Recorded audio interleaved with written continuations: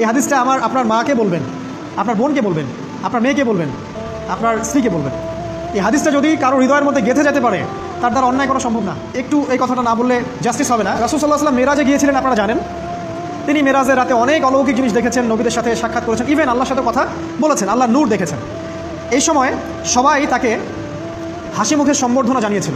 যার সাথেই দেখা হয়েছে তার সাথেই তিনি হাসি মুখে অভ্যর্থনা তাকে জানিয়েছে, আসসালামু আলাইকা আইয়ুহান নবী, সবাই বলেছে হাসি মুখে। একজন মালাক, একজন ফেরেশতা তাকে দেখে হাসেননি, একজন। আপনারা কি জানেন?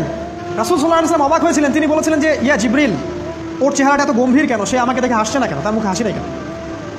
জিবরিল আমিন বলেছেন যে না, মালিক, তার নাম মালিক, সূরা যুখরুফের মধ্যে আছে, তার নাম মালিক।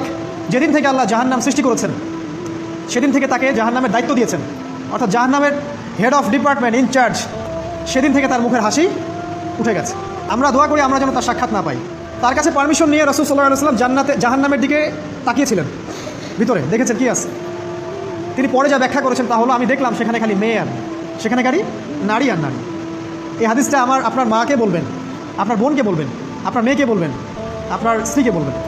এই হাদিসটা যদি কারো হৃদয়ের মধ্যে গেঁথে যেতে পারে, তার দ্বারা অন্যায় করা সম্ভব না। কীভাবে একটা মেয়ে সব কিছু উন্মুক্ত করে ঘুরতে পারে যখন অলরেডি তার আত্মা জাহান্নামে জ্বলছে?